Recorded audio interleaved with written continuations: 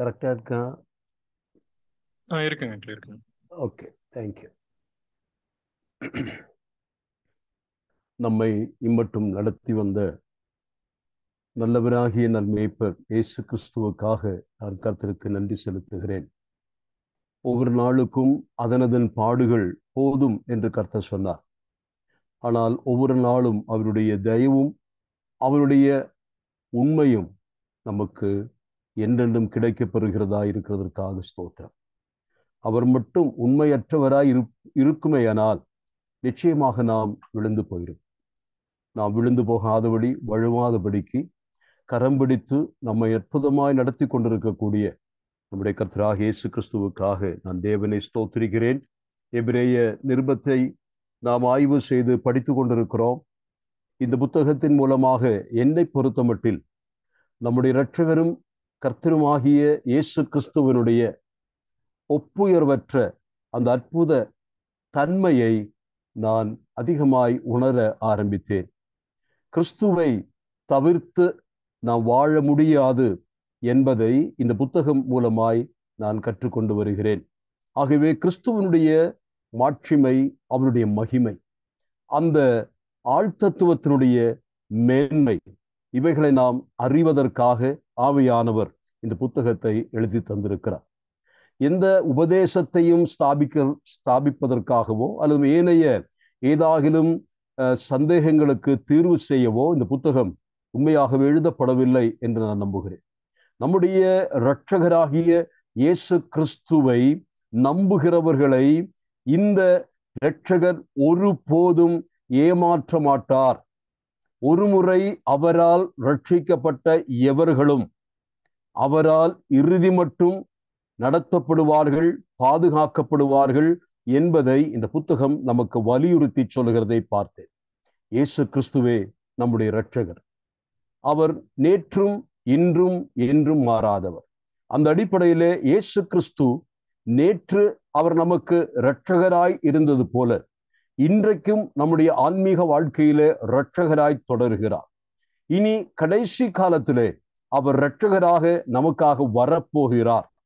இது நமக்கு நன்கு உணரச் செய்கிற ஒரு புத்தகம் இந்த எபிரேய நிருபம். ஆகவேதான் நான் சொன்னேன், இயேசு கிறிஸ்துவை உயர்த்தி காண்பித்து பின்வாங்கி போகிறவர்கள் அல்லது இயேசு கிறிஸ்துவை துறந்து போகிறவர்கள் கூட திரும்பி பார்க்க வைக்கக்கூடிய அற்புதமான ஒரு தெய்வீக படைப்பு இந்த நூல். அதை தான் நாம் சிந்தித்துக் கொண்டிருக்கிறோம். கடந்த வாரத்திலே நாம் முதல் அந்த 4 வசனங்கள் மூலமாக சில குறிப்புகளை நாம் சொல்ல ஆரம்பித்தோம். இந்த 3 வசனங்களை நாம் முதலாவதாக பார்த்தோம். முன்னுரையான வார்த்தைகளாக இதை சிந்தித்தோம். அந்த பகுதியிலே தேவனாகிய கர்த்தராகிய இயேசு கிறிஸ்துவனுடைய ஒரு அற்புதமான பிரவேசம் என்று நான் சொன்னேன். A great, grand and majestic entry of the Son of God into the history and into the world. உலகுக்கும் சரித்திரத்திற்குள்ளாக தேவகுமாரனாகிய கிறிஸ்துவனுடைய அற்புதமான ஒரு பிரவேசம் என்று சொல்லலாம், என்ட்ரி என்று சொல்லுகிறேன். அதற்கு ஒரு மகிழ் சொல்லப்படுகிற 3 வாக்கியங்களை தான் நான் வாசித்தோம். இதோ மகிமையின் ராஜா உட்பிரவேசிக்கிறார். யார் இந்த மகிமையின் ராஜா என்ற கேள்விக்கு இந்த 3 வசனங்களே நமக்கு பதில் சொல்லுகிறதாக இருக்கிறது. ஆகவே அந்த நிலைமையிலே தான் அந்த 3 வசனங்களை நாம் சிந்தித்துக் கொண்டு வருகிறோம். அதிலே அநேக சத்தியங்கள் ஆழமாய் பரிசுத்த ஆவியானவர் வைத்திருக்கிறார். நாம் அதை கொஞ்சம் அனலைஸ் பண்ணுவதற்காக நேரத்தை எடுத்துக்கொள்ள வேண்டும். காரணம், நாம் நம்முடைய கர்த்தராகிய இயேசு கிறிஸ்துவை கற்றுக்கொள்ளுகிறோம். நம்முடைய கர்த்தராகிய இயேசு கிறிஸ்துவின் இடத்தில் கற்றுக்கொள்கிறோம், அது ஒன்று. ஆனால் கர்த்தராகிய இயேசு கிறிஸ்துவை நாம் கற்றுக்கொள்ளப் போகிறோம். ஆகவேதான் இது முக்கியமான பகுதி. எந்த அளவிற்கு நாம் ஆண்டவரை கற்றுக்கொண்டு அவரை குறித்து அறிகிறோமோ அந்த அளவிற்கு அவர் மேல் நாம் பற்றி கொள்ளுவோம், அவரை நாம் சார்ந்து கொள்ளுவோம். எந்த அளவுக்கு நாம் அவரை பற்றி கொள்கிறோமோ அந்த அளவிற்கு நம்முடைய வாழ்க்கையிலே தெய்வீகமான மிகப்பெரிய ஆசீர்வாதங்கள் குவிய போகிறது. இது அதனுடைய அர்த்தமாய் நான் சொல்லேன். ஆகவே நாம் இப்பொழுது போன வாரத்தின் செய்தியின் தலைப்பாக சொன்னது உங்களுக்கு ஞாபகம் இருக்கலாம். தேவனும் தேவகுமாரனும், God and his son என்று நாம் தலையங்கமாய் கொடுத்து நாம் பார்த்தோம். ஆக இப்பொழுது நாம் முதல் வசனங்களை 3 வசனங்களை மறுபடியும் வாசிப்போம், வாசித்து கேட்போம்.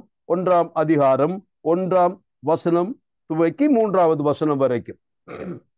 பூர்வ காலங்களில் பங்கு பங்காகவும் வகை வகையாகவும் தீர்க்கதரிசிகள் மூலமாய் பிதாக்களுக்கு திருவுளம் பற்றின தேவன் இந்த கடைசி நாட்களில் குமாரன் மூலமாய் நமக்கு திருவுளம் பற்றினார். இவரை சர்வத்துக்கும் சுதந்திரவாளியாக நியமித்தார். இவரை கொண்டு உலகங்களையும் உண்டாக்கினார். இவர் அவருடைய மகிமையின் பிரகாசமும் அவருடைய தன்மையின் சொரூபமுமாய் இருந்து சர்வத்தையும் தம்முடைய வல்லமையுள்ள வசனத்தினாலே தாங்குகிறவராய் அம்மாலே தாமே நம்முடைய பாவங்களை நீக்கும் சுத்திகரிப்பை உண்டு பண்ணி உன்னதத்தில் உள்ள மகத்துவமானவருடைய வலது வாரிசத்திலே உட்கார்ந்தார். தேங்க்யூ. இந்த வார்த்தைகளை நமக்கு கர்த்தர் ஆசீர்வதித்து கொடுப்பாராக. இந்த பகுதியிலே நாம் போன வாரத்தில் சிந்திக்க ஆரம்பித்தோம். தேவகுமாரனுக்கும் தேவனுக்கும் இடையில் இருக்கக்கூடிய தொடர்புகளை குறித்து நாம் சொல்லிக் கொண்டு வந்தோம். ஆனால் இன்றைக்கு அதை தொடர்ந்து சொல்வதற்கு முன்னதாக இதிலே வருகிற ஒரு சொற்றொடரை, ஒரு வார்த்தையை நான் ஞாபகப்படுத்த விரும்புகிறேன். தேவகுமாரன் யார் என்று கேட்டால் அங்கே சொல்லப்படுகிற வார்த்தை கடைசியாக தேவனால் அனுப்பப்பட்ட வெளிப்பாடு அல்லது தேவன் கொடுத்த வெளிப்பாட்டினுடைய ஒரு எம்பாடிமெண்ட் ஆஃப் காட்ஸ் ரெவலேஷன் என்று நாம் பார்த்தோம். அதாவது the full and the final revelation of God. இதுதான் அந்த வெளிப்பாடு. தேவன் குமாரன் மூலமாக என்ன செய்தார் என்று கேட்டால், இதுவரைக்கும் அனுப்பப்பட்ட செய்தியாளர்கள் அவ்வப்போது பங்கு பங்காக பாகமாக என்று சொன்னால் காலக்கிரமத்தின்படியாகவும், அதே சமயத்தில் வசனங்களை அவர்கள் முழுமையாய் பேசாமல் அங்கொன்று இங்கொன்றாக வெளிப்படுத்தி கொண்டே வந்தார்கள். ஆனால் கடைசியில வந்த தேவகுமாரன் என்ன செய்கிறார்? அவருடைய வெளிப்பாடு, அவர் மூலமாய் வெளிப்படுத்தப்பட்டவைகள் அது இனிமேல் வெளிப்படுத்த தேவையில்லாதபடிக்கு இன்று முழுமையாய் அவர் மூலமாக வெளிப்படுத்தப்பட்டது. த கம்ப்ளீட் எக்ஸ்போஷர் என்று சொல்லலாம். அது முழுமையாக தேவகுமாரன் மூலமாக உலகுக்கு கொடுக்கப்பட்டது. அதனால he is the final word from God என்று சொல்லலாம். அந்த தேவகுமாரன் தேவனுடைய கடைசி வார்த்தை. தேவன் என்னவெல்லாம் மனுகுலத்திற்கு வெளிப்படுத்த விரும்புகிறாரோ அதை முழுமையாக வெளிப்படுத்தி முற்றுப்புள்ளி வைத்தவர் இயேசு கிறிஸ்துவானவர் என்று நாம் அறிந்து கொள்ளத்தக்கதாக இந்த வார்த்தை சொல்லப்படுகிறது. அப்போ இது எப்பொழுது என்ற கேள்வி வருகிறது. வாசித்த வசனத்திலே இந்த கடைசி நாட்களில் என்று சொல்லுகிறார். எழுத்தாளர் சொல்லும் பொழுது எழுதுகிற முதல் நூற்றாண்டிலே அவர் சொல்லுகிறார், இந்த நூற்றாண்டு இது கடைசி நாட்கள் என்று சொல்லுகிறார். அப்படியானால் அந்த சொற்பிரயோகத்தினுடைய அர்த்தம் என்ன என்று நாம் சற்று சில வசனங்கள் மூலமாக நாம் பார்க்க போகிறோம். நாம் வாசிக்க வேண்டிய முதல் ஒரு வசனம் நான் சொல்ல வரும் மார்க் 1ஆம் அதிகாரம் 15வது வசனத்தை வாசிக்கலாம். மார்க் 1ஆம் அதிகாரம் 15ஆம் வசனம். நம்முடைய கர்த்தராகிய இயேசு கிறிஸ்து தன்னுடைய ஊழியத்தை துவங்கும் நாளிலே முதலாக அவர் கொடுத்த செய்தி அல்லது அவர் சொன்ன வார்த்தை தான் இப்பொழுது வாசிக்க போகிறோம். 1:15. காலம் நிறைவேறிற்று, தேவனுடைய ராஜ்யம் சமீபமாயிற்று, மனம் திரும்பி சுவிசேஷத்தை விசுவாசியுங்கள் என்றார். போதும். இந்த இடத்திலே இயேசு கிறிஸ்துவார் உலகத்தில் வந்தார். அவர் பிரசங்கம் செய்ய ஆரம்பிக்கும் பொழுது முதல் சொன்ன வார்த்தை இது என்ன? The time is fulfilled. காலம் மலையாளத்தில் காலம் திகஞ்சு என்று சொல்லப்படுகிறது. தமிழிலே நிறைவேறிற்று என்று வருகிறது. ஆங்கிலத்தில் the time is fulfilled, fulfilling of the time. அதனுடைய பொருள் நமக்கு நன்றாக தெரியும். If something to be fulfilled, it has been already announced. அதாவது ஒரு காரியம் நிறைவேறுகிறதாக இருந்தால் நிறைவேறும் என்று எப்பொழுதோ சொல்லி வைத்திருக்கலாம். ஆகவே சொல்லி வைத்த வேத வாக்கியங்களுடைய முன்னறிவிப்பின்படியாக இப்பொழுது அந்த காலம் வந்தாயிற்று. We have entered into that time of the space என்று சொல்லலாம். அவ்விதமாக காலம் நிறைவு இயேசு கிறிஸ்து சொல்லுகிறார் தன்னுடைய பிரசங்கத்தில் காலத்தை குறித்து சொல்லுகிற காலம் நிறைவேறிற்று, அது இப்பொழுது பூர்த்தீகரிக்கப்பட போகிறது என்ற அர்த்தம். அதன் மூலமாக என்ன சொன்னார்? தேவனுடைய ராஜ்யம் வருகிறது. The kingdom of God is at hand. அப்போ காலம் நிறைவேறினதுனாலே தேவராஜ்யத்தினுடைய ஸ்தாபனத்திற்கான அந்த புள்ளி வைக்கப்பட ஆரம்பித்து விட்டது. அதுதான் அதனுடைய அர்த்தமாய் சொல்லுகிறார். அந்த தேவராஜ்யத்தினுடைய காலத்திலே மக்கள் என்ன செய்ய வேண்டும்? அங்கே வாசித்த பொழுது அவர் சொல்லுகிறார், சுவிசேஷத்தை விசுவாசியுங்கள், மனம் திரும்பி சுவிசேஷத்தை விசுவாசியுங்கள். இதுதான் கர்த்தர் சொன்ன முதல் பிரசங்கம் என்று பார்க்கிறோம். இந்த பிரசங்கத்திலே அநேக காரியங்கள், இதை 4 பகுதிகளாக பிரித்து சிந்திக்கலாம். நாம் அதற்கெல்லாம் இப்பொழுது போவதில்லை. இந்த ஒரே வசனத்தின் மூலமாக இந்த காலத்தினுடைய, அதாவது காலம் நிறைவேறியதனாலே என்னவெல்லாம் நிகழப்போகிறது என்பதை, நிகழ வேண்டுமானால் அதற்கு மக்களுடைய ரெஸ்பான்ஸ் இதெல்லாம் அங்கு சொல்லப்படுகிறது, நீங்கள் பார்க்க முடியும். ஆனால் தேவனுடைய திட்டத்தின்படியாக தேவன் தன்னுடைய திட்டத்தை நிறைவேற்றுவதற்காக சொல்லி வைத்த காலம் வந்தாயிற்று. அப்ப முதலாவது காலத்தை குறித்து கர்த்தர் சொல்லுகிறதை நீங்கள் பார்க்கலாம். இரண்டாவதாக நாம் எபிரேயர் புத்தகம், இதே புத்தகம் எபிரேயர் 9ஆம் அதிகாரத்தினுடைய 26வது வசனத்தை வாசிக்கலாம். 9:26.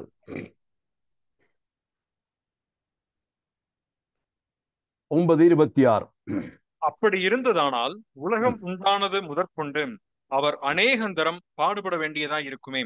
அப்படியல்ல, அவர் நம்மை தாமே பலியிடுகிறதுனாலே பாவங்களை நீக்கும் பொருட்டாக இந்த கடைசி காலத்தில் ஒரே தரம் வெளிப்பட்டார். இந்த கடைசி காலத்தில் ஒரே தரம் வெளிப்பட்டார்.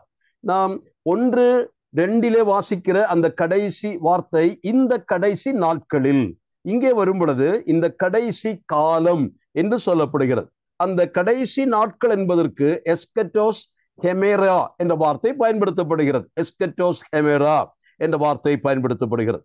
ஆனால் எபிரேயர் 9:26 அந்த கடைசி காலம் என்பதற்கு மலையாள வேத புத்தகத்திலே லோகாவசானம் என்று வாசிக்கிறோம். லோக அவசானம், உலகத்தின் முடிவு என்ற வார்த்தை தான் அங்கே பயன்படுத்தப்பட்டிருக்கிறது. அதனுடைய ஒரு மொழிபெயர்ப்பு ஆங்கிலத்திலே எப்படி இருக்கிறது என்று பார்த்தால், but now once at the consummation of the ages, once at the consummation of the ages, காலங்களின், யுகங்களின், ஏஜஸ் என்ற வார்த்தை நமக்கு நன்றாக தெரியும். அதே வார்த்தை தான் உலகம் என்று மொழிபெயர்க்கலாம். அதாவது அந்த கிரேக்க மொழியில எயோன் என்ற வார்த்தை உலகம் என்றும் சொல்லலாம். அதே சமயத்தில் ஏஜஸ், காலகட்டம் என்ற வார்த்தைக்கும் அதை பயன்படுத்தலாம்.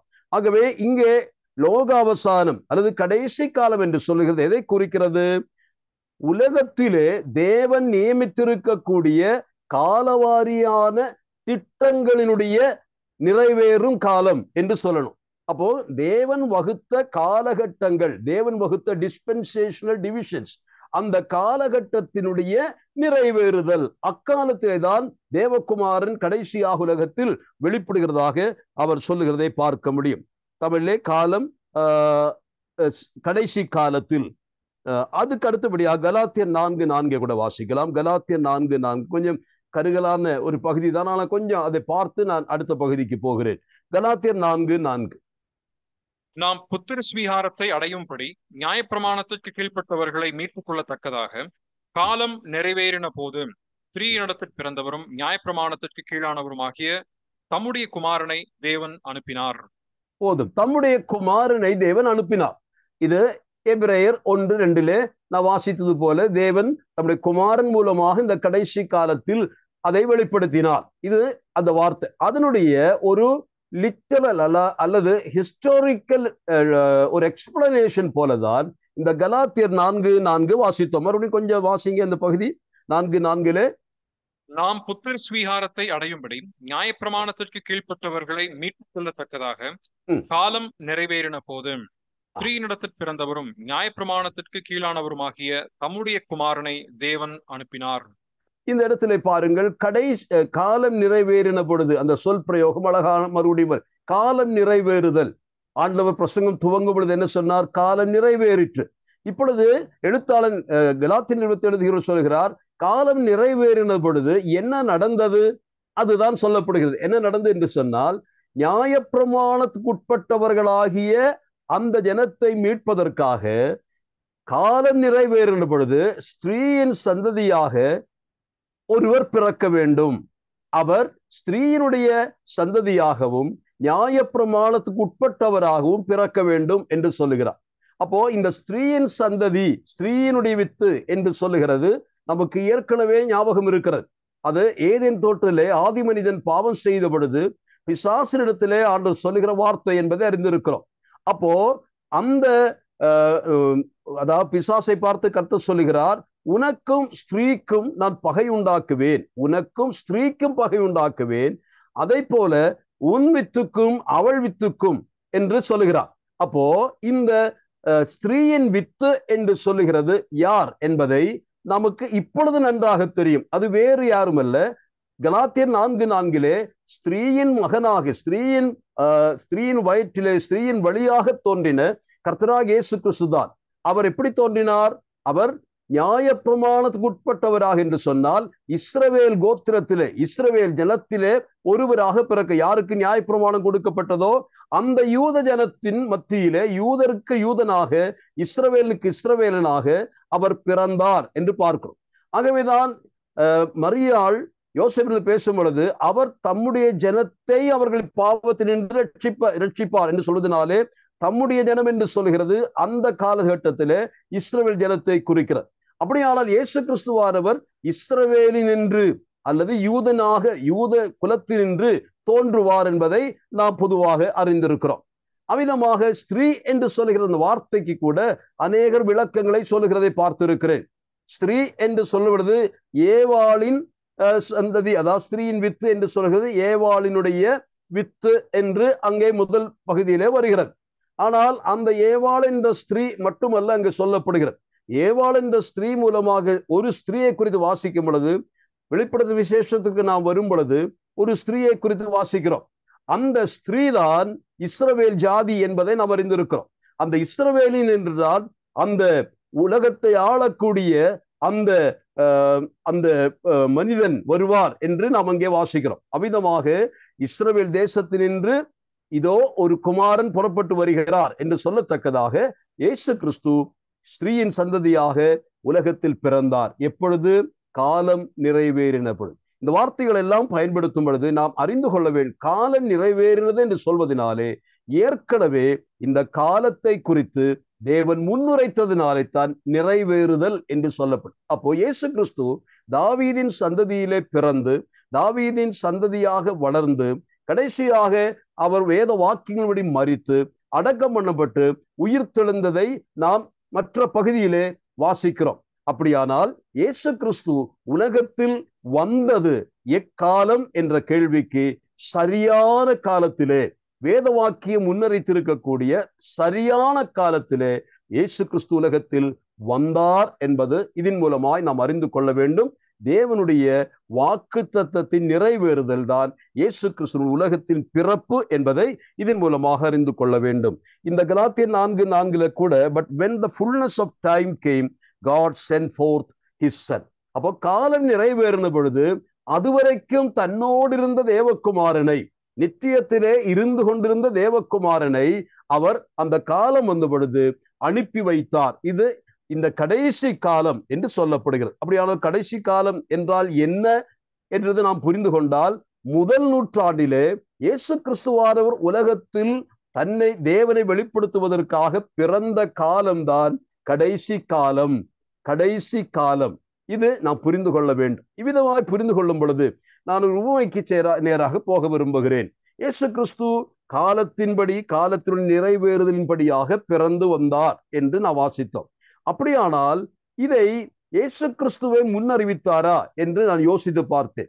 இந்த இடத்துல 1ஆம் அதிகாரம் 1ஆம் வசனம் 2ஆம் வசனம் வாசிக்கும் பொழுது, இந்த கடைசி நாட்களில் குமாரன் மூலமாய் நமக்கு திருவுளம் பற்றினார், இவரே சர்வத்துக்கும் சுதந்திரவாளியாய் நியமித்தார். இவரை சுதந்திரவாளி நியமித்தார், இவரை கொண்டு உலகங்களையும் உண்டாக்கினார்.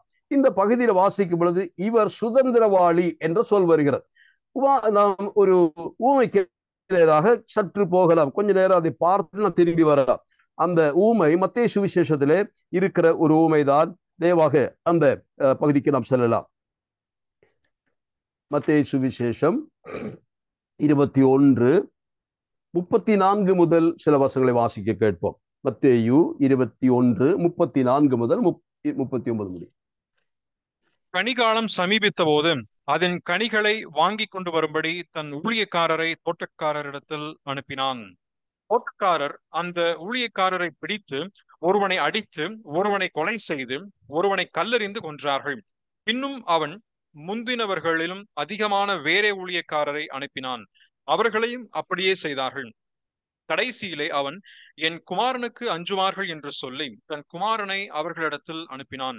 தோட்டக்காரர் குமாரனை கண்டபோது, இவன் சுதந்திரவாளி, இவனை கொன்று இவன் சுதந்திரத்தை கட்டிக்கொள்வோம் வாருங்கள் என்று ஒருவரோடொருவர் சொல்லிக்கொண்டு அவனை பிடித்து திராட்சை தோட்டத்திற்கு புறம்பே தள்ளி கொலை செய்தார்கள்.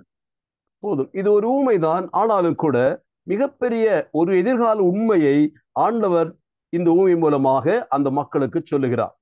இந்த பகுதி வாசிக்கும் பொழுதே நமக்கு எபிரேயர் நிருபம் 1ஆம் அதிகாரம் 1ஆம் வசனம் ஞாபகத்துக்கு வருகிறது. எப்படி நாம் வாசித்தோம்? பூர்வ காலங்களில் பங்கு பங்காகும், வகை வகையாகும். அதுதான் இந்த 34 வாசித்த கனிகாலம் வந்த பொழுது, அல்லது அந்த எஜமானன், தோட்டத்தின் எஜமானன், இஸ்ரவேல் மக்களுடைய எஜமானன், அல்லது இஸ்ரவேல் என்று சொல்லுகிறது தேவனுடைய திராட்சை தோட்டம்.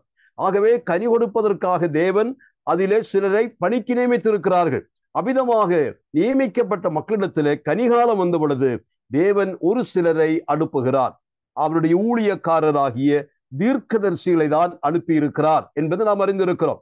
அவர்கள் எவ்விதமாய் வந்தார்கள்? அவர்கள் ஒரு காலத்தில் வந்தார்கள், மறுபடியும் வேறு சில வருகிறார்கள். அவ்விதமாக வருகிறவர்கள் எல்லாம் ஒரு எதிர்பார்ப்போடு வந்திருக்கிறார்கள். எஜமானன் எங்களை அனுப்பி இருக்கிறார், நாங்கள் சென்றால் அந்த குத்தகைக்கு விடப்பட்ட இடத்தில் இருக்கக்கூடிய பணியாட்கள் நிச்சயமாக எங்களுக்கு கனியை கொடுத்து எஜமானிடத்தில் அனுப்புவார்கள் என்று எதிர்பார்ப்பு வருகிறார்கள். அதற்காக அவர்கள் பேசுகிறார்கள், வந்த நோக்கத்தை சொல்லி இருப்பார்கள். ஆனால் என்ன செய்தார்கள்? அவர்களை ஒரு சிலரை அவர்கள் அடித்தார்கள், வேறு சிலரை கொன்றார்கள், வேறு சிலரை கல்லெறிந்தார்கள். 3 குறிப்புகளை நாம் பார்த்தோம். அடித்தார்கள், கொன்றார்கள், கல்லெறிந்தார்கள். இது இயேசு கிறிஸ்துவானவர் சொல்லும் பொழுதே என்னுடைய மனதில் வந்த எண்ணம் என்னவென்றால், முதல் ஆண்டவர் ஆதி முதற்கொண்டு இஸ்ரவேலை நட்டு, திராட்சை கொடியை நட்டு, அதனுடைய கனிகாலம் வருகிற அந்த காலகட்டத்தில், அதாவது வைத்து உடனே தேடவில்லை, அந்த கனி கொடுப்பதற்காக எல்லா வசதிகளையும் செய்து கொடுத்தார். அதை நாம் ஏசாயா 5ஆம் அதிகாரத்திலே அந்த திராட்சை தோட்டத்தை குறித்து, தேவனுடைய திராட்சை தோட்டத்தை குறித்துள்ள அலங்கார வர்ணனையிலே பார்க்கிறோம். அவ்விதமாய் தேவன் அந்த தோட்டத்தை வைத்து அதற்காக எல்லா விதமான காரியங்களை செய்து கனிக்காக காத்திருந்தார். அதற்கு பின் தான் என்ன செய்கிறார்? கனி கொடுக்கிற காலம் வந்த பொழுது தேவனுடைய ஊழியர்கள் அனுப்பினார்கள். அவர்கள் எல்லாரும் வந்தார்கள். அவர்கள் ஒரே நோக்கத்தோடு வந்தார்கள். இஸ்ரவேல் எனும் தேசத்தின் கனி ஆண்டவருக்கு கிடைப்பதற்காக அனுப்பப்பட்டவர்கள். ஆனால் அவர்கள் என்ன செய்தார்கள்? நமக்கு தெரியும். பழைய ஏற்பாட்டு சரித்திரம் படிக்கும் பொழுது அநேக தீர்க்கதரிசிகளை அவர்கள் அடித்தார்கள், வேறு சில தீர்க்கதரிசிகளை அவர்கள் கொன்று போட்டார்கள், இன்னும் சிலரை கல்லெறிந்தார்கள். நம்முடைய ஆண்டவராக இயேசு கிறிஸ்து கூட தீர்க்கதரிசியாய் உலகத்தில் வந்ததினால் நான் சொல்ல, அவரும் கல்லெறியப்பட்டவர். அவ்விதமாக கல்லெறிந்து கொண்டார்கள். ஆனால் பரம எஜமானன் என்ன செய்கிறார்? இவர்கள் எல்லாம் அவர்கள் கேட்டாலும் நம்ப மாட்டார்கள். அவர்களுக்கு அந்த அதிகாரம் இல்லை. they are only just a representative. ஆகவே அவர்களிடத்திலே அனுப்பின பொழுது, சொன்ன பொழுது அவர்கள் அலட்சியம் செய்து விட்டார்கள். தேவன் என்ன செய்கிறார் என்று கேட்டால், இனி ரெப்ரசன்டேட்டிவை அனுப்பி பேசினால் நலமாயிருக்காது, கனி வாங்குவதற்காக நேரடியாக நான் போகிறேன் என்று சொல்வது, எஜமானனே வருவது போல அங்கே பேசுகிறார். எஜமானன் வருவதற்கு பதிலாக எஜமானனுடைய வயிற்றினின்று பிறப்பிக்கப்பட்ட ஒரு குமாரனை அங்கே அனுப்புகிறதாக இவர் சொல்லுகிறார். ஆண்டவர் சொன்னார். இதுதான் எபிரேயர் 1:1-2 வசனங்கள். அதில் என்ன சொல்லப்பட்டது? அவ்விதமாக தேவன் தம்முடைய குமாரனை உலகுக்கு அனுப்பின பொழுது தோட்டக்காரர்கள், குத்தகைக்கு எடுத்தவர்கள் என்ன சொல்லுகிறார்கள்? அவர்கள் ஒன்று புரிந்து கொண்டார்கள். இந்த அனுப்பப்பட்ட குமாரன் தான் இவருடைய சுதந்திரவாளி. இந்த சுதந்திரவாளியை கொன்றால் இந்த சுதந்திரத்தை நாம் அபகரித்துக் கொள்ளலாம் என்று சொல்லி வன்மத்தோடும் மிகுந்த கொடூரமாக அவர்கள் அந்த குமாரனை கூட, தன்னுடைய சொந்த திராட்சை தோட்டத்திற்கு வந்த குமாரனை கூட அவனை புறம்பே தள்ளி, திராட்சை தோட்டத்துக்கு புறம்பே தள்ளி கொன்று போட்ட சரித்திரம். இது ஊமைதான். ஆனால் அதுதானே உண்மையாகவே உலகத்தில் நிகழ்ந்த சரித்திரம் என்பதை நாம் அறிந்திருக்கிறோம். ஆகவே இந்த நாளில், இந்த கடைசி காலத்தில் தேவனுடைய குமாரன் உலகுக்கு வந்தார். இது கடைசி காலம் என்று சொல்வதற்கு தேவனுடைய திட்டங்கள் நிறைவேற்றப்படுவதற்காக தேவன் வைத்த காலகட்டம் இது என்பதனாலே இது அற்புதமான ஒரு காலம். தேவன் தம்முடைய குமாரனை அனுப்பினார் என்று சொன்னால், தேவகுமாரன் என்ற வார்த்தையினுடைய பொருளை நாம் இனிமேல் பார்ப்போம். குமாரனை அனுப்பினார் என்று சொன்னால் இந்த குமாரன் யார் என்பதை அறிந்து கொள்ள வேண்டிய அவசியம் இருக்கிறது. உண்மையாக சொல்ல வேண்டுமானால், இந்த குமாரனுக்குள் தேவ பிதாவாகி தேவன் வந்ததாக நாம் அறிந்து கொள்கிறோம். தேவனுடைய கடைசி வெளிப்பாடாக தேவனை வெளிப்படுத்துவதற்கு இயேசு கிறிஸ்து வந்தார். He is the last word from God. இதை நான் மறுபடியும் அழுத்தமாய் சொல்லுகிறேன். இனி இவரை தவிர இவருக்கு பின்னால் யாரும் அனுப்பப்பட மாட்டார்கள். ஏதாகிலும் தேவனுக்கு சொல்ல வேண்டியது இருந்திருந்தால் அது இவர் மூலமாக சொல்லி முடித்திருக்க வேண்டும். இனிமேல் யாரும் இல்லை. ஆகவே we have to take Son of God at his word. தேவகுமாரனுடைய வார்த்தையை நாம் நம்ப வேண்டும். காரணம், தேவகுமாரன் தாமாக ஒன்றும் சொல்லல. அனுப்பப்பட்டவர் தனக்கு என்ன வெளிப்படுத்தினாரோ அதை சொல்ல வந்தவர். அனுப்பினவர் என்ன செய்து காண்பித்தாரோ அது செய்ய வந்தவர். தேவனுடைய சித்தத்தை முழுமையாக நிறைவேற்றுவதற்காக தேவன் தம்முடைய ஊழியர்களை அனுப்பவில்லை, மாறாக தம்முடைய குமாரனை இந்த பூமிக்கு அனுப்பினார். முழுமையாய் கீழ்ப்படுகிற an obedient, an implicit obedient son of God, அவரை தான் அனுப்பினார். அவர் என்ன செய்வார்? அவர் தேவ சித்தத்தை நிறைவேற்றுவார். இதற்காகத்தான் தேவகுமாரன் அனுப்பப்பட்டார். ஆகவே அந்த தேவகுமாரன் உலகத்திற்கு வந்ததை குறித்து நாம் சிந்தித்தோம். நான் அந்த இடத்திலே ஒரு குறிப்பிட்ட சிந்தனையை உங்களோடு கூட பகிர்ந்து கொள்ள விரும்புகிறேன்.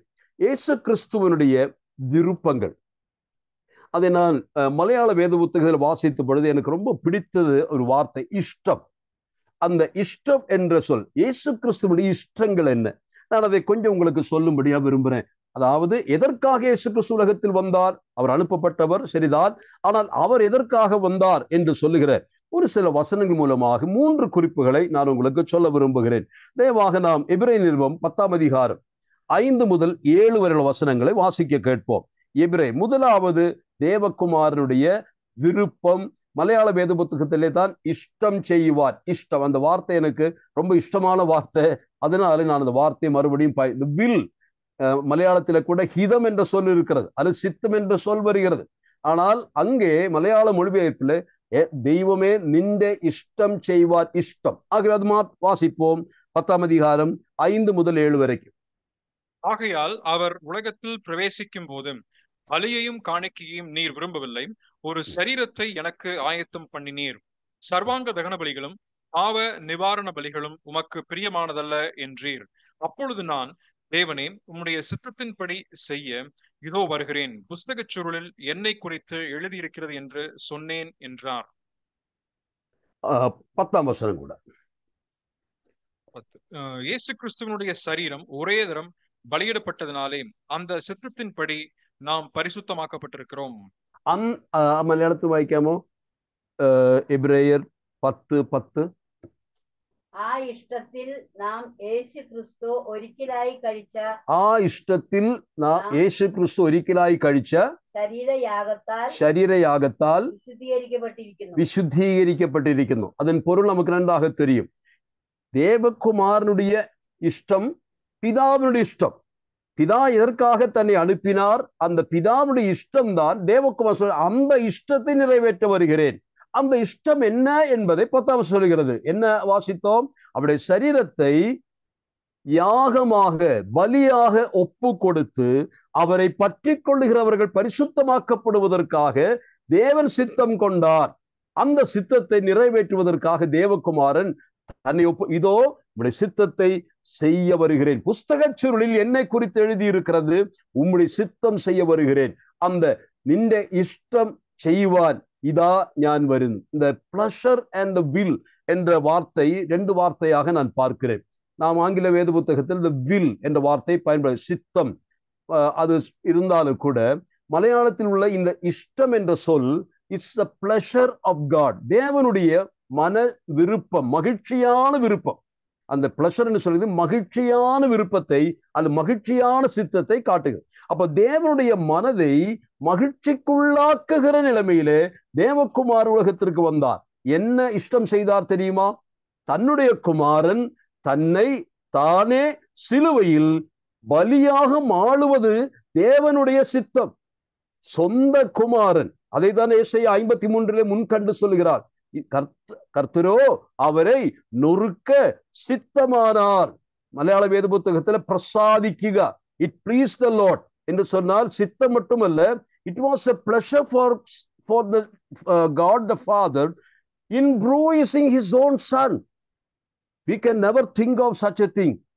தேவகுமாரன் அவ்விதமாய் நொறுக்கப்பட்டு சித்திரவதை செய்யப்பட்டு பிழியப்பட்டு அக்னியிலே சாம்பலாக்கப்படுகிற காட்சி தேவனை பொறுத்தமட்டில் மகிழ்ச்சியாயிருந்ததாம்.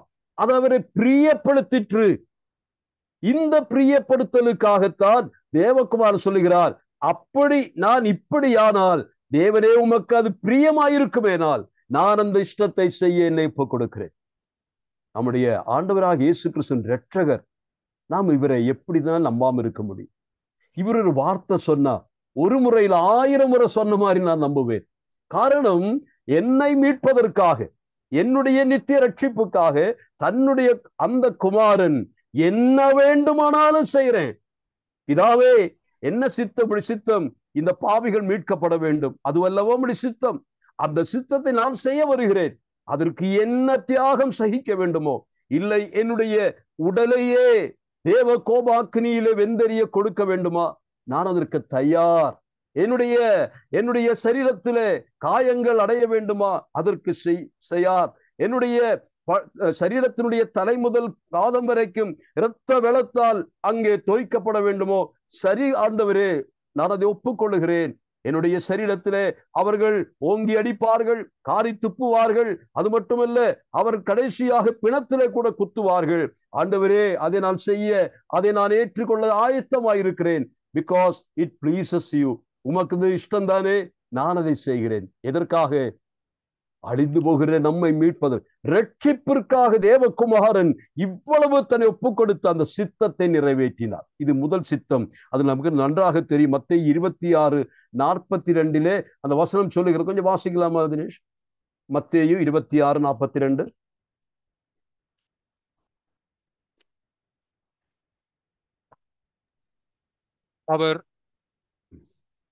அவர் மறுபடியும் இரண்டாந்தரம் போய், என் பிதாவே, இந்த பாத்திரத்தில் நான் பானம் பண்ணினால் ஒழிய இது என்னை விட்டு நீங்க கூடாததாகில் உம்முடைய சித்தத்தின்படி ஆக கடவது என்று ஜெபம் பண்ணினார். நீங்க கூடாததெனில், ஆண்டவருக்கே தெரியும், ஆண்டவராய் இயேசு கிறிஸ்து அவர் சர்வஞானிதான், எல்லாம் தெரிந்தவர்தான், அந்த சித்தத்தை நிறைவேற்ற வந்தவர்தான். ஆனால் அவர் இந்த நேரத்தில் எதிர்நோக்குகிற அந்த பாடுகளை நினைக்கும் பொழுது, ஒரு சாமானிய மனுஷனாலே சகிக்க முடியாத கொடுமை, அதை பார்க்கும் பொழுது அவருக்கு அதை எப்படி என்று யோசிக்க முடியல. அதனாலே சொல்லுகிறார், ஆனாலும் ஆண்டவரே, இப்படி நான் சகித்தால் ஒழிய உம்முடைய சித்தம் நிறைவேறாது, அல்லது உம்மை பிரியப்படுத்த முடியாதெனில் கொடுங்க, அந்த பாத்திரத்தை நான் முழுமையாய் குடித்து விடுகிறேன். என்ன ஒரு அற்புதமான ஒப்பு கொடுத்தார் நம்முடைய கர்த்தராகிய இயேசு கிறிஸ்து, நம்முடைய ஆத்தும இரட்சகரை நாம் நம்பலாம். பிரியமானவர்கள், நம்மை கரை சேர்ப்பதற்கு கடைசி காலம் வரைக்கும் நம்மை விட்டு விடாமல் நம்மை காப்பதற்காக உயிர் கொடுப்பது பெரிய காரியம் அல்ல. ஆனால் சித்திரவதை செய்யப்பட்டு இஞ்சிஞ்சாக அங்குலம் அங்குலமாக கொல்லப்படுகிற அந்த கொடுமையான மரணத்திற்கு, சிலுவையின் மரணத்திற்கு நம்மை ஒப்பு கொடுத்தார். ஆகவே அந்த சித்தம், இஷ்டம் என்ற மலையாள வார்த்தை சொல்லிக் கொண்டு வருகிறேன். நின்ற இஷ்டம் போல ஆகட்டே, நின்ற இஷ்டம் போல ஆகட்டே.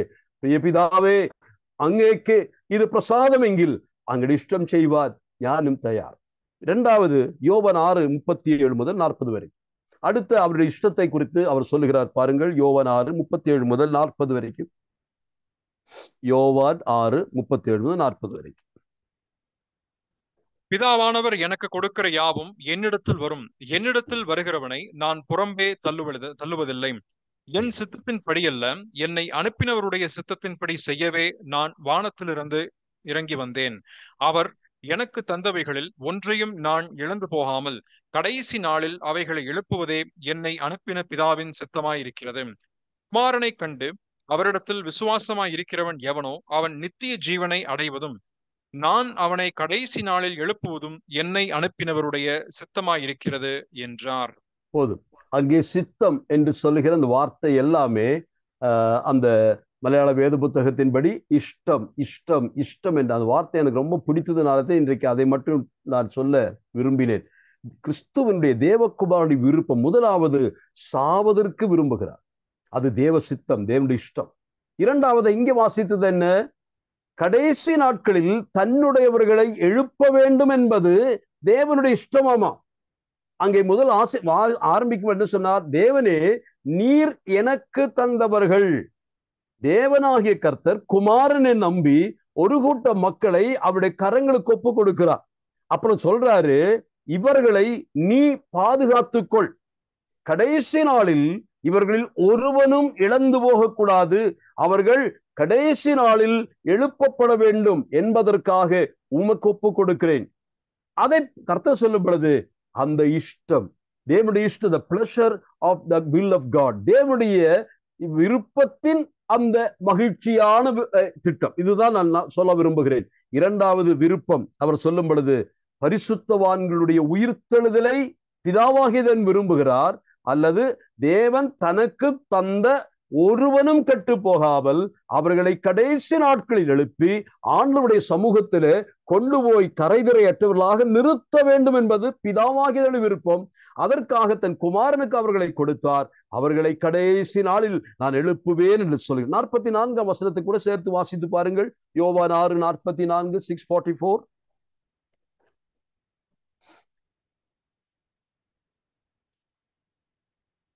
என்னை அனுப்பின பிதா ஒருவனை எழுப்பிக் கொள்ளாவிட்டால் அவன் என்னிடத்தில் வரமாட்டான். கடைசி நாளில் நான் அவனை எழுப்புவேன். பாருங்கள், யாரை எழுப்புவார் என்று சொல்லுகிறார்? பிதாவாகிய தேவனால் அழைக்கப்பட்டவர்கள், தேர்வு செய்யப்பட்டவர்கள். அவர்களைத்தான் பிதாவாகிய தேவன் அழைத்து தேர்வு செய்து அந்த கூட்டத்தின் மக்களை குமாரனை நம்பி குமாரனுடைய கரங்களில் ஒப்பு கொடுத்திருக்கிறார். எதற்காக ஒப்பு கொடுத்திருக்கிறார்? இவர்களை நீ ஒருபோதும் இழக்க கூடாது, கைவிட்டு விடக்கூடாது. குமாரனிடத்திலே ஆண்டவர் சொல்லுகிற விருப்பம் என்ன? கடைசி நாட்களில் அவர்கள் எழுப்பப்பட வேண்டும். அப்போ தேர்வு செய்யப்பட்டவர்கள், அவர்களுக்காகத்தான் கர்த்தராகிய இயேசு கிறிஸ்து சிலுவையில் தன் ஜீவனை கொடுத்து அவிதமாய் யாகமாய் மரித்து உயிர்த்தெழுந்தார். இப்பொழுது என்ன விருப்பம்? அவிதமாய் யாருக்காக மரித்து தனக்கென்று சொந்தமாக்கி கொண்டவர்கள் இருக்கிறார். அவர்களுடைய கடைசி கால மீட்புக்காக, ரட்சிப்பிற்காக தேவனுடைய விருப்பத்தை செய்ய குமாரன் தன்னை ஒப்பு கொடுக்கிறார். அவர் நான் எழுப்புவேன். மலையாள வேத புத்தகத்திலும் ஆங்கிலத்தை வாசிக்கும்போது அப்படித்தான் இருக்கிறது. நான் அவர்களை எழுப்புவேன் கடைசி நாளில். நான் I will rise them, I will.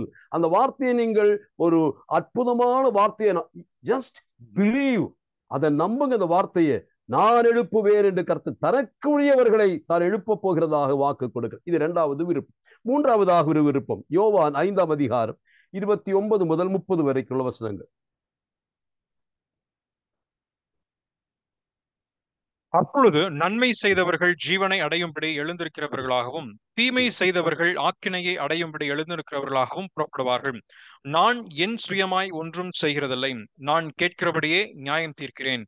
எனக்கு சித்தமானதை நான் தேடாமல் என்னை அனுப்பின பிதாவுக்கு சித்தமானதையே நான் தேடுகிறபடியால் என் தீர்ப்பு நீதியாயிருக்கிறது. பாருங்கள், கடைசியாக குமாரன் சொல்லுகிறார் தேவனுடைய மூன்றாவது விருப்பம், இஷ்டம். அங்கே மலையாளத்தில் இஷ்டம் என்ற சொல் தான் பயன்படுத்தப்படுகிறது. அந்த இஷ்டம் என்னவென்று கேட்டால், உயிர்ப்பிக்கப்படுகிறவர்கள் நீதிமான்கள் மட்டுமல்ல, அங்கே தீமை செய்கிறவர்களும் உயிர்ப்பிக்கப்படுவார்கள். ஆனால் தீமை செய்தவர்களுக்கு நியாய தீர்ப்பு நியாயமாய் வழங்க வேண்டும் என்று பிதா விரும்புகிறார். அந்த விருப்பத்தை குமாரன் நான் நிறைவேற்றுவேன். என்னை நம்பி அந்த விருப்பத்தை அவர் தெரிவித்திருக்கிறார். ஆகவே அவன் இஷ்டம் செய்வார். ഞാൻ ഒരുങ്ങിയിരിക്കുന്നതുകൊണ്ട് എൻ്റെ ന്യായവിധി, എൻ്റെ വിധി அது எப்போதும் சத்தியமாയിരിக்கும், அது ശരിയായിരിക്കും. இதுதான் அவர் சொல்லுகிறார். அப்ப 3 குறிப்புகள் தேவகுமார் விருப்பத்தை குறித்து சொன்னது. எதற்காக நான் சொன்னேன் என்று சொன்னால், இந்த விருப்பத்தை நிறைவேற்றுவதற்காக தம்முடைய ஜீவனை கொடுத்தவரும், மரித்து உயிர் தெழுந்தவரும், திரும்ப வரப்போகிறவருமான இயேசு கிறிஸ்து. அது 3 பதில் அடங்கி இருக்கிறது அல்லவா? முதலாவதாக சொல்லும் பொழுது, முதலாவது அவர் மரிக்கும்படியாக வந்தவர், நமக்காக மரித்தார். அந்த மரணத்தின் மூலமாக தேவ சித்தம் நிறைவேறிற்று, நாம் பாவ மன்னிப்பாகி மீட்பை பெற்றோம். இரண்டாவதாக அவர் என்ன செய்கிறார்? உயிர்ப்பிப்பார், நம்மை எழுப்புவார் என்று சொல்வதனாலே கடைசி வரைக்கும் கண்காணித்து நம்மை நித்திய வழியிலே நடத்தி அவிதமாய் நம்மை கொண்டு வந்து உயிர்ப்பிக்கிற ஒருவர். கடைசியாக என்ன சொல்கிறார்? அவர் உயிர்த்தெழுந்து பரமேறி போனவர் மட்டுமல்ல, கடைசியாக என்ன செய்வார்? நியாயத்திற்கும்படியாய் நியாயாதிபதியாய் தேவ சித்தத்தை நிறைவேற்ற வருவார். தேவ சித்தத்தை முழுமையாய் நிறைவேற்றுவதற்கு, அவருடைய இஷ்டத்தை புரிந்து கொண்டு அதை செய்வதற்காக ஒப்பு கொடுத்த தேவகுமாரன் இந்த வார்த்தைகளை சொல்லும் பொழுது, நான் இந்த தேவகுமாரனை முழுமையாய் நம்புகிறேன், என் இரட்சகரை நான் முழுமையாய் நம்புகிறேன். என்னை அவர் ஒரு முறை ரட்சித்திருந்தால், நானாக ரட்சிக்கப்பட்டதாக சொல்வதை நான் சொல்லல, பிறருடைய உந்துதலினாலே அல்லது சூழ்நிலை நெருக்கத்தினாலே அமிதமாக நானே ரட்சிக்கப்பட்டதாக சொல்லி இருந்தால் அதை குறித்து நான் சொல்லல. தேவகுமாரன் உங்களுடைய உள்ளத்தை பார்த்து, உங்களுடைய பாவ உணர்வை கண்டு அழுது கொண்டிருக்கக்கூடிய உங்களை பார்த்து, ரட்சிக்கப்படுவதற்கு நான் என்ன செய்ய வேண்டும் என்று கதறி அழுதவனாய் நீ இருந்தால், ஐயோ அதமானேன், நான் நிர்பந்தமான மனுஷன், நான் விடுதலைக்காக எங்கே போவேன் என்று கதறுகிற ஒருவனாயிருந்து, அந்த கதறின் சத்தம் கேட்டு கர்த்தராகிய இயேசு கிறிஸ்து தம்முடைய கல்வாரி சிலுவையின் மரணத்தினாலும் அவருடைய சிந்தப்பட்ட இரத்தத்தினாலும் உன்னை ரட்சித்ததாக அவர் உனக்கு வாக்கு கொடுத்திருந்தால், கிருபையினால் விசுவாசத்தை கொண்டு ரட்சிக்கப்பட்ட பிள்ளையா என்ற உறுதியும் உணர்வும் இருக்குமேயானால், நான் சொல்லுகிறேன், இந்த தேவகுமாரனை தொடர்ந்து நம்புங்கள். இதற்காகத்தான் இந்த 3 குறிப்புகளை ஞாபகப்படுத்தினேன். அதே போல அடுத்ததாக நான் இப்பொழுது இந்த 1ஆம் அதிகாரத்தினுடைய அந்த சில வசனங்கள் இருக்கக்கூடிய தேவகுமாரனுடைய சில குணாதிசயங்கள், அவருடைய சில முக்கிய பண்புகளை குறித்து அங்கே எழுத்தாளன் சொல்லுகிறதை பாருங்கள். இயேசு கிறிஸ்து தேவகுமாரன் யார் என்பதற்கான ஒரு அற்புதமான விளக்கத்தை நாம் அங்கே பார்க்க முடியும். அல்லது தேவனால் அனுப்பப்பட்ட தேவகுமாரன் யார் என்பதை எவ்வளவு அழகாக இந்த பகுதியிலே அவர் சொல்லுகிறார் பாருங்கள். வாசிப்போம். மறுபடியும் 1ஆம் வசனத்திலே 3 வசனங்களை வாசிக்கலாம் தயவாக. பூர்வ காலங்களில் பங்கு பங்காகவும் வகை வகையாகவும் தீர்க்கதரிசிகள் மூலமாய் பிதாக்களுக்கு திருவுளம் பற்றின தேவன் இந்த கடைசி நாட்களில் குமாரன் மூலமாய் நமக்கு திருவுளம் பற்றினார். இவரை சர்வத்துக்கும் சுதந்திரவாளியாக நியமித்தார். இவரை கொண்டு உலகங்களையும் உண்டாக்கினார். இவர் அவருடைய மகிமையின் பிரகாசமும் அவருடைய தன்மையின் சொரூபமுமாய் இருந்து சர்வத்தையும் தம்முடைய வல்லமையுள்ள வசனத்தினாலே தாங்குகிறவராய் நம்மாலே தாமே நம்முடைய பாவங்களை நீக்கும் சுத்திகரிப்பை உண்டு பண்ணி உன்னதத்தில் உள்ள மகத்துவமானவருடைய வலது பாரிசத்திலே உட்கார்ந்தார். போதும். நான் வாசித்த அந்த முதல் பாகத்திலே தேவகுமாரன் தேவனை முழுமையாக போர்ட்ரேட் பண்ணுகிறதை குறித்து பார்த்தோம். அதாவது தேவனுடைய சத்தம் கேட்க வேண்டுமானால் தேவகுமாரனின் சத்தத்தை கேட்க வேண்டும். தேவனுடைய ஆள் தத்துவத்தை நீங்கள் புரிந்து கொள்ள வேண்டுமானால் குமாரனை நீங்கள் உன்னிப்பாய் பார்த்து குமாரனுடைய ஆள் தத்துவத்தை புரிந்து கொள்ள வேண்டும். ஆகவே தேவகுமாரன் என்று சொல்லுகிறது அடிப்படையிலே தேவனுடைய முழுமையான தற்சொரூபமாக அல்லது தேவனை அப்படியே பிரதிபிம்பிக்கக்கூடிய, அல்லது மலையாளத்தில் சொல்ல வேண்டுமானால் தெய்வத்திൻ്റെ പ്രതിമയായ യേശു ക്രിസ്തു, தெய்வத்திൻ്റെ പ്രതിമ ஸ்டாச்சு என்று நாம் சொல்லுகிறோம் அல்லவா? அந்த ஸ்டாச்சு தேவனை நீங்கள் கண்ணெதிரே அல்லது விசிபிளாக பார்க்க வேண்டுமானால், தேவனுடைய ஒரு சிற்பத்தை உருவாக்க கூடுமானால் அந்த சிற்பம் இயேசு கிறிஸ்துவே. அதுதான் 1 கொரிந்தியர் 11ஆம் அதிகாரம் 1 கொரிந்தியர் 11ஆம் அதிகாரத்திலே தெய்வ பிரதிமையாய கிறிஸ்து என்று மலையாளத்திலே வாசிக்கிறோம். ஆகவே இயேசு கிறிஸ்துவை பார்க்கும் பொழுது தேவனை பார்க்க முடியும். யோவான் சுவிசேஷத்திலே யோவான் இதை அற்புதமாக சொல்லுகிற பகுதிக்கு கொஞ்சம் கடந்து செல்லலாம்.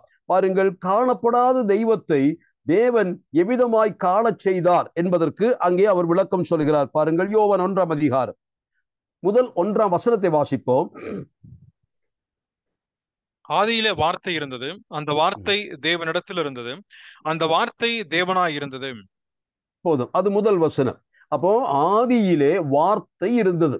In the beginning was the word. அந்த வேர்ட் என்ற வார்த்தை லோகோஸ் என்ற வார்த்தை நமக்கு நன்றாக தெரியும். லோகோஸ் என்ற சொல்லுக்கு the word என்று மொழியாக்கம் செய்திருக்கிறது. அதே போல the mind, சிந்தனை, மைண்ட் என்ற வார்த்தை பயன்படுத்தப்பட்டிருக்கிறது. பல வார்த்தைகள் அதற்கு விளக்கம் சொல்லலாம். அப்படியானால் லோகோஸ் என்று சொன்னால் அதன் அர்த்தம் எது ஒன்றை நாம் சிந்திக்கிறோமோ, எதை ஒன்று மனதில் சிந்திக்கிறோமோ அதை வெளிப்படுத்துவதற்காக பயன்படுத்துகிற ஊடகம்தான் இந்த வார்த்தை என்று அர்த்தம். அப்போ தேவகுமாரன் வார்த்தை என்று சொல்லப்படுகிறது. அப்படியானால் வார்த்தை என்று சொன்னால் தேவனுடைய mind, the mind of God, the thinking of God, the communicative mode of God, இதெல்லாம் அந்த வார்த்தை, தேவனுடைய வார்த்தை. அந்த ஒரு வார்த்தை வாசகத்திலே முதலாவது ஆதியிலே வார்த்தை இருந்தது, the pre existence of the word of God. அதாவது இயேசு கிறிஸ்துவனுடைய கடந்த கால உளதாம் தன்மை, எக்ஸிஸ்டன்ஸ். அவர் கடந்த காலத்தின் நித்தியத்திலே அவர் இருந்து கொண்டே இருந்திருக்கிறார் என்று பொருள். அதான் முதல் வார்த்தை. இரண்டாவதாக, இந்த beginning was the word and the word was with God. அதனை வாசிக்கிறோம், வேர்ட் வாஸ் வித் காட் என்று சொன்னால் அந்த வார்த்தை தேவனோடு இருந்தது என்று சொன்னால் coexistence of the word of God, தேவனோடு கூட. ஒன்று ப்ரீ எக்ஸிஸ்டன்ஸ், இரண்டாவதாக கோ எக்ஸிஸ்டன்ஸ், தேவனும் வார்த்தையும் என்று சொன்னால் டூ டிஃபரண்ட் என்டைட்டி போல இருந்தது என்று சொல்லலாம். ரெண்டும் வித்தியாசமாக ரெண்டு இடத்துல ரெண்டு பேர் ஒட்டுக்க உட்கார்ந்து கொண்டிருப்பது தேவன், தேவனுடைய வார்த்தை. அப்போ தேவனையும் தேவனுடைய வார்த்தையையும் பிரித்து சொல்லுகிறது போல அது காணப்படுகிறது. ஆனால் தேவர் கோ எக்ஸிஸ்டன்ட், அவர்கள் ஒருமித்து ஒரு இடத்தில் இருந்தது போல். மூன்றாவது சொல் என்ன சொல்லுகிறது? அந்த வார்த்தை தேவனாயிருந்தது என்று சொல்லப்படுகிறது. அப்படியான என்ன அர்த்தம்? அந்த வார்த்தையே தேவன். அப்படியானால் he is not only pre-existent, he is not only co-existent, he is self-existent. அந்த வார்த்தையால் தானாகவே நிலைத்திருக்க முடியும், அதற்கு சப்போர்ட் தேவையில்லை என்று சொல்லுவது போல, அதுதான் தேவனும் வார்த்தையும் ஒன்றாக மாறும் பொழுது அந்த வார்த்தையும் தேவனும் ஒன்றாக மாறுகிறது. காரணம், சொல்லுகிற நபரினின்று புறப்படுகிற வார்த்தையும் சொல்லுகிற நபரும் ஒன்றுதான், அல்லது அந்த சொல்லப்படுகிறவருடைய வெளிப்பாடுதான் அவருடைய வார்த்தைகள், அவருடைய சிந்தனை தான் வார்த்தைகள். அப்போ தேவகுமாரன் யார் என்று கேட்டால் தேவனுடைய மனதின் சிந்தனையை வெளிப்படுத்தின ஒரு ஊடகம், எ மீடியம் என்று சொல்லலாம். அவ்விதமாகத்தான் இது காண. ஆனால் 14 வசனத்தை கொஞ்சம் வாசிக்கலாமா? யோவான் 1:14. அந்த வார்த்தை மாம்சமாகி கிருபையினாலும் சத்தியத்தினாலும் நிறைந்தவராய் நமக்குள்ளே வாசம் பண்ணினார். அவருடைய மகிமையை கண்டோம், அது பிதாவுக்கு ஒரே பேரானவருடைய மகிமைக்கு ஏற்ற மகிமையாகவே இருந்தது. இந்த வார்த்தை உங்களுக்கு புரிகிற வார்த்தை தான். ஏற்கனவே அநேக சமயம் நாம் கேள்விப்பட்டிருக்கிறோம். ஆகவே அந்த வார்த்தை ஏற்கனவே ஒன்றில் சொல்லப்பட்ட அந்த வார்த்தை என்னவாகிறது? இப்பொழுது மாம்சம் எடுக்கிறது என்று சொன்னால் என்கார்னோ என்று சொன்னால் என்ஃப்ளஷ்மென். அதாவது வார்த்தை ஆதியிலே மாம்சத்தோடு இருக்கவில்லை, அதை மாம்சம் பொதிந்து கொண்டிருக்கவில்லை, அதில் டியட்டி மட்டும்தான் இருந்தது. ஆனால் பூமிக்கு அனுப்பப்பட்ட வார்த்தை இப்பொழுது எப்படி வந்தது? அசரீர வார்த்தையாய் வரவில்லை, சரீர ரூபத்திலே வருகிற வார்த்தையாய் மாறுகிறது. மாம்சத்தில் வெளிப்பட்ட வார்த்தை, அதுதான் வேதத்திலே வாசிக்கிறோம். அப்ப இயேசு கிறிஸ்து யார் என்று கேட்டால் வார்த்தையாயிருந்து தேவனோடு இருந்து தேவனாயிருந்த அந்த வார்த்தை இப்பொழுது மனித கூடாரத்தில், மனித சரீரமாகிய கூடாரத்திற்குள் வருகிறதை பார்க்கிறோம். அதுதான் 1:14. அங்க என்ன வாசிக்கிறோம்? அவர் நம்முடைய வாசமாயிருந்தார். He tabernacled among us என்று வாசிக்கிறோம். அவர் நம்முடைய மத்தியில வந்து சரீரமாகிய ஆசரிப்பு கூடாரத்திலே தேவன் குடியிருந்தார். எப்படி பழைய ஏற்பாட்டிலே ஆசரிப்பு கூடாரம் அமைக்கப்பட்ட பின்னதாக ஒரு குறிப்பிட்ட நாளிலே தேவனுடைய பிரசன்னம் அந்த கூடாரத்திற்குள் வந்தது போல சரீரம் ஆயத்தப்படுத்தப்பட்ட சரீரம் மரியாளினுடைய கருவிலே அந்த கன்னிகையின் கற்ப பையிலே உருவாக்கப்பட்ட தெய்வீக சரீரம், பரிசுத்த ஆவியினால் உருவாக்கப்பட்ட தெய்வீக சரீரமாகிய அந்த ஆசரிப்பு கூடாரத்திற்குள் தேவகுமாரன் அல்லது தேவனுடைய வார்த்தையாகிய குமாரன் உட்பிரவேசிக்கிறதை நாம் பார்க்க முடியும். இதுதான் அதை விளக்கமாக சொல்ல முடியும். அவ்விதமாக நம்மத்தில வாசம் பண்ணினார். அப்போ பூர்வ காலங்களில் வகை வகையாகவும் பங்கு பங்காகவும் திருவுளம் பெற்ற தேவன் கடைசி காலத்தில் தம்முடைய குமாரனை நம்மத்தியில் வசிக்கத்தக்கதாக மாம்சம் பொதிந்தவராக அவர் நம்மிடத்தில் மாம்சம் பொதின்னு சொன்னால் மனுஷ சாயலிலே இந்த பூமிக்கு அனுப்பி தேவன் மனுஷனானார் என்று 1 தீமோத்தேயுல தேவன் மனுஷனானார், மாம்சத்தில் வெளிப்பட்டார். ஆகவே தேவனும் தேவகுமாரனும் யார் என்ற விஷயத்தை நீங்கள் புரிந்து கொண்டீர்கள். ஆகவே சொல்லுகிறேன், அமிதமாய் அந்த வார்த்தை வந்தது. அதனுடைய 18ஆம் வசனத்தை கொஞ்சம் வாசிக்கலாமா? தேவனை ஒருவனும் ஒரு காலம் கண்டதில்லை, பிதாவின் மடியில் இருக்கிற ஒரே பேரான குமாரனே அவரை வெளிப்படுத்தினார். அவரை வெளிப்படுத்தினார். இதேதான் எபிரேயர் 1:2 வாசிக்கிறோம். அவருடைய கடைசி வார்த்தை அது தேவனையே வெளிப்படுத்துகிற வார்த்தை. அவ்விதமாய் தேவகுமார் மடியில் இருந்தவர் யாருடைய மடியில் இருந்தாரோ அவருடைய அதே சுபாவத்தோடும் தன்மையோடும் கூட பூமியில் வெளியரங்கமாய் வெளிப்பட்டார். அதுதான் அங்கே வாசிக்கிற அந்த வசனம். அவர் அதை he had declared him, தேவனை அறிவித்து பிரகடனப்படுத்துகிற ஒரு வார்த்தையாக வந்தது. வார்த்தையினுடைய வல்லமை நமக்கு நன்றாக தெரியும். வார்த்தை என்பதுதான் மனதில் எந்த சிந்தனையும் வெளியே கொண்டு வர முடியும். அந்த வார்த்தைக்கு ஆற்றல் உண்டு. காரணம், இந்த வார்த்தை தான் முன்னால் நாம் படிக்கிறது போல படைத்ததற்கு பயன்படுத்தப்பட்ட வார்த்தை. ஆகவே இந்த இடத்திலே அந்த வார்த்தை வந்து, ஆனால் 14 வாசித்த பொழுது இப்படி வந்தாராம், he was full of grace and truth என்று வாசிக்க. தேவகுமாரன் மனுஷனாக உலகத்தில் வந்த பொழுது அற்புதமான ஒரு காரியம் நடக்கிறது. எப்படி வந்தார்? he was full of என்ற வார்த்தையை கவனியுங்கள். அதாவது நிரம்பி பாதி நிறைஞ்சு இன்னும் கொஞ்சம் நிரம்புறதுக்கு அர்த்தம் அல்ல. அது இனிமேல் ஒருபோதும் ஒரு சொட்டு கூட உள்ளே போக முடியாது. அந்த இனி ஊத்தினால் வெளியே போகும். அந்த அளவிற்கு ஃபுல்னஸ் இதுதான் காட்டுக. அப்ப தேவகுமாரன் என்ற அந்த கூடாரத்திலே என்ன கொண்டு வரப்பெற்றது என்று கேட்டால், கிருபை நிறைந்திருக்கிறது, சத்தியமும் நிறைந்திருக்கிறது. அப்போ பழைய ஏற்பாட்டு பரிசுத்தவான்கள் தீர்க்கதரிசிகள் எல்லாம் வரும் பொழுது அவர்கள் என்ன கொண்டு வந்தார்கள்? நான் சொல்லுகிறேன், அவர்கள் சத்தியத்தை கொண்டு வந்தார்கள். தேவனுடைய மனதில் இருக்கக்கூடிய பிரமாணங்கள், திட்டங்கள், அவருடைய விருப்பங்கள், அதையெல்லாம் சத்தியங்களாக, பிரிசெப்ட்ஸாக, ஸ்டாட்யூட்ஸாக தேவன் சொல்லிக் கொண்டே வந்தார். அது சத்தியங்கள் வெளிப்படுத்தி கொண்டு வந்தார். ஆனால் அப்பொழுது நிறைவான சத்தியமும் சொல்லப்படவில்லை. ஆனால் இன்றைக்கு இயேசு கிறிஸ்து மூலமாக தேவன் உலகத்திற்கு வந்த பொழுது என்ன கொண்டு வந்தார் தெரியுமா? முழுமையான வெளிப்பாடு, முழுமையான the wholesome revelation. தேவனுடைய மனதில் என்னென்னலாம் இருந்ததோ, என்னென்ன மிஸ்டரியா வச்சிருந்தாரோ, ரகசியமா வச்சிருந்தாரோ, அதையெல்லாம் கொட்டி தீர்க்கக்கூடிய அளவுக்கு அதை சத்தியம் சொல்கிறார். ஆனால் வெறும் சத்தியமாக வரல, கிருபை நிறைந்தவராக வந்தார். இதுதான் மனிதாவதாரத்தினுடைய மிகப்பெரிய மேன்மை. இயேசு கிறிஸ்து உலகத்தில் வந்த பொழுது வெறும் சத்தியத்திற்கு சாட்சியாய் வந்தவர் மட்டுமல்ல, அந்த சத்தியத்தை முழுமையான கிருபையோடு கொடுப்பதற்காக வந்த தேவகுமார். கிருபையும் சத்தியமும் நிறைந்தவராய். நியாயப்பிரமாணத்திலே நீங்கள் அறிவீர்கள், மோசேயின் நியாயப்பிரமாணம் அது முழுக்க முழுக்க சத்திய பிரமாணங்கள், நியாயப்பிரமாணம். ஆனால் இயேசு கிறிஸ்துவுக்குள் கிருபை நிறைந்து வழிகிறது. அது எந்த அளவுக்கு? முழுமையான தேவ கிருபை கிறிஸ்துவில். அதனாலே தான் இயேசு கிறிஸ்துவினாலே நமக்கு பதிலாளாக சிலுவையிலே மரிக்க முடிந்தது என்பதை நாம் புரிந்து கொள்வோமாக. இப்பொழுது அந்த குறிப்பை நான் சொல்லி நிறைவு செய்ய விரும்புகிறேன். இப்பொழுது கர்த்தராகிய இயேசு கிறிஸ்து உலகத்தில் வந்தார். யாராக வந்தார்? நான் வாசித்தது போல அவர் கிருபையும் சத்தியமும் நிறைந்தவராக மாம்ச சரீரத்தோடு வந்து நமக்குள் வாசம் பண்ணினார். எல்லாரும் அவரை பார்த்தார். அது எப்படி இருந்தது? அவரை பார்த்த பொழுது யோவான் சொல்லுகிறார், இது ஒரு சாதாரணமான மனிதனாய் எங்களுக்கு தோன்றின.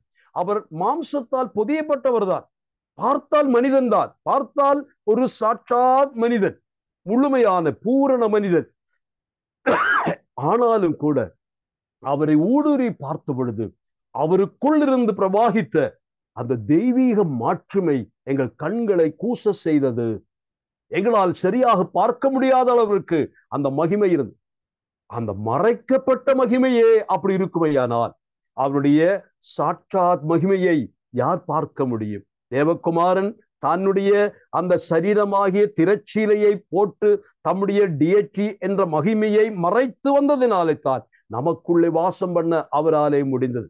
அவர் கிருபையுள்ளவராய் வந்ததினாலே நமக்குள் வாசம் பண்ணினார். இன்றைக்கு அந்த தேவகுமார் ஒன்றின்படியாக பங்காகவும் வகை வகையாகவும் வந்தவர்கள், அவர்கள் தீர்க்கதரிசிகள். அவர்களை மக்கள் என்ன செய்தார்கள்? அவர்கள் சொன்ன வார்த்தைகளை மதிக்கவில்லை, கீழ்ப்படியவில்லை. தேவன் சொல்லி அனுப்பினதை அவர்கள் கீழ்ப்படியவும் இல்லை, எதிர்பார்த்ததை கொடுக்கவும் இல்லை. அவரை அடித்தார்கள், கொன்றார்கள், கல்லெறிந்தார்கள். ஆனால் தேவகுமாரன் உலகத்திற்கு வந்தார். இதையெல்லாம் தெரிந்துதான் அனுப்பினார். பிதாவாகிய தேவனுக்கு தெரியும், இவர்களிடத்தில் அனுப்பப்படுகிறவர்களை கல்லறிவார்கள், சரிதான். ஆனாலும் என் குமாரனை அனுப்புவதற்கு காரணம், அப்படிப்பட்டவர்களை மீட்பதற்கு அவருடைய மரணமே விருப்பமாயிருந்தது தேவனுக்கு. அந்த அடிப்படையிலே தேவன் நமக்காக உலகத்தில் குமாரனை அனுப்பினார். கிறிஸ்து மட்டும் உலகத்தில் வராமல் இருந்திருக்குமே ஆனால் மனிதகுலம் என்ன அவதிப்பட்டிருக்கும். இருட்டிலே பிறந்து, இருட்டிலே வாழ்ந்து, இருட்டிலே மறைந்து, அந்தகாரத்தினுடைய கடைசி கட்டம், அதாவது புறம்பான இருளுக்குள்ளாக மனித குலம் விழுந்திருக்க வேண்டும். தேவகுமாரன் கிருபையும் சத்தியம் உள்ளவராய் வந்த தேவனை நமக்கு வெளிப்படுத்தி, அவருடைய விருப்பங்கள் எல்லாம் நமக்கு சொல்லிக் கொடுத்து, அவருடைய விருப்பத்தை நிறைவேற்றி இயேசு கிறிஸ்து இன்று நமக்காக தம்முடைய பிதாவின் வலது பார்சத்திலே மகிமையிலே வைத்திருக்கிறார். அடுத்த வாரத்திலே நான் இந்த 3ஆம் வசனத்தை கவனிக்க வேண்டும். இன்றைக்கு சொல்ல முடியவில்லை, நேரம் கடந்து போனதினாலே. ஆனால் இன்று கேட்ட வார்த்தைகள் மூலமாக ஒரு சிலராகிலும் உண்மையாக நான் நம்புகிறேன், அவர்கள் நம்முடைய கர்த்தராகிய இயேசு கிறிஸ்துவை இன்னும் ஆழமாய் பற்றி கொள்ள ஆரம்பிப்பீர்கள். அவரை அறிகிற அறிவு உங்கள் வாழ்க்கையிலே அவரை அதிகமாய் பற்றி கொள்ள கிருபை செய்யட்டும். அவர் உங்களை கைவிட மாட்டார். ஆனால் நீங்கள் என்ன செய்ய வேண்டும்? மனுஷனுடைய பொறுப்புகளை ஒருபோதும் ஆண்டவர் மறைத்து வைக்க வேண்டும். அவர் எல்லாவற்றையும் செய்ய வல்லவர். ஆனால் எனக்கும் உங்களுக்கும் அதோடு கூட சில பொறுப்புகள் கொடுக்க பெற்றிருக்கிறார். அதை நிறைவேற்றி, அதாவது அவர் சொன்னது போல என்னை பின்பற்றுங்கள் என்று சொல்கிற வார்த்தையின்படியாக நம்மை ரட்சித்தவருடைய விருப்பங்களை நிறைவேற்றி நாம் ரட்சிப்பினுடைய நிறைவுக்கு பிரவேசிக்க தேவன் இந்த வார்த்தைகளை நமக்கு ஆசீர்வாதி கொடுப்பாராக. தேவநாமம் மகிமைப்படும். ஜெபித்து நாம் நிறைவு செய்யலாம்.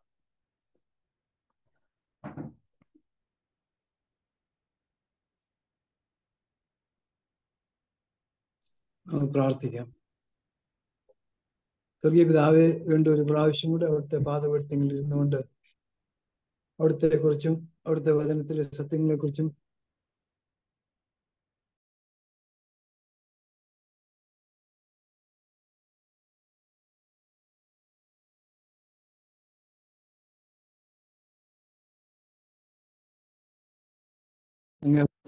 കർത്താവേ, അവിടുന്ന് എത്രമാത്രം ഞങ്ങളെ സ്നേഹിച്ചു എന്നുള്ളത്, അവിടുത്തെ ഇഷ്ടം നിറവേറ്റുവാൻ തക്കവണ്ണം ഈ ലോകത്തിലേക്ക് അവിടുന്ന് ഇറങ്ങി വന്ന ആ അവസരത്തെ ഓർത്ത് ഞങ്ങൾ സ്തോത്രം ചെയ്യുന്നു. ഞങ്ങളുടെ രക്ഷിപ്പ്, ഞങ്ങളുടെ വീണ്ടെടുപ്പ്, ഞങ്ങൾ നിത്യകാലം അങ്ങോട്ടുകൂടെ ആയിരിക്കണം എന്നൊക്കെയുള്ള അവിടുത്തെ ഇഷ്ടം ഞങ്ങളുടെ ജീവിതത്തിൽ നിറവേറുവാൻ തക്കവണ്ണം കർത്താവെ, അവിടുന്ന് തന്നെത്താൻ ഞങ്ങൾക്ക് വേണ്ടി ഏൽപ്പിച്ചു തന്ന അവിടുത്തെ ദയയെ ഓർത്ത് സ്തോത്രം ചെയ്യുന്ന കർത്താവെ, അവിടുന്ന് കർത്താവെ, ദൈവ സ്വരൂപത്തിൽ ഇരുന്നവൻ, ദൈവത്തോടു കൂടി ഇരുന്നവൻ, ദൈവമായിരുന്നവൻ ഞങ്ങളെ തേടി വന്ന ആ കാര്യങ്ങളെയൊക്കെ ഓർത്ത് ഞങ്ങളെ ആസ്വദിക്കുന്നു, ഞങ്ങൾ വാഴ്ത്തുന്നു, വണങ്ങുന്ന കർത്താവെ.